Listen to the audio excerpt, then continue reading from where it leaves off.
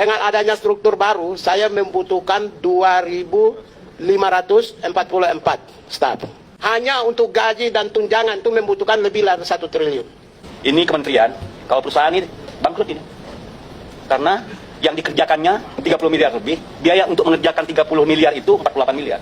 Kekuatan personil saya, yang ada sekarang 188 staf, Pak. Dengan adanya struktur baru, saya membutuhkan 2.544 staf. 2.544 staf. Dari 2.544 staf ini, hanya dari dukungan gajinya berapa kita? Hah? Yang 188 ini untuk belanja pegawai 14 miliar, Pak. Kalau saya punya staf 2.544, maka hanya untuk gaji dan tunjangan itu membutuhkan lebih dari 1 triliun. 1,2 triliun. Itu untuk gaji dan tunjangan staf. Belum untuk program atau biaya pembangunan. Saya mau membumikan hak asasi manusia di seantero Nusantara.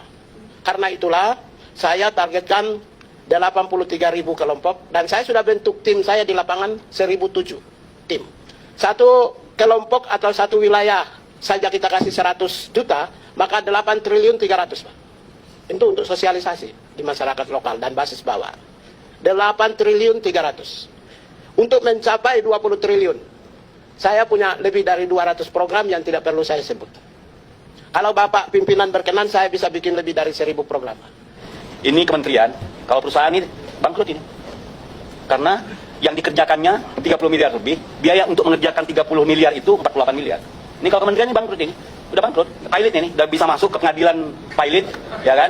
Pilot ini, belum lagi KK3 bicara tentang kanwil, macam-macam, ya kan? Ini bangkrut, ini baca aja nih. Pemajuan penegakan HAM 35 miliar.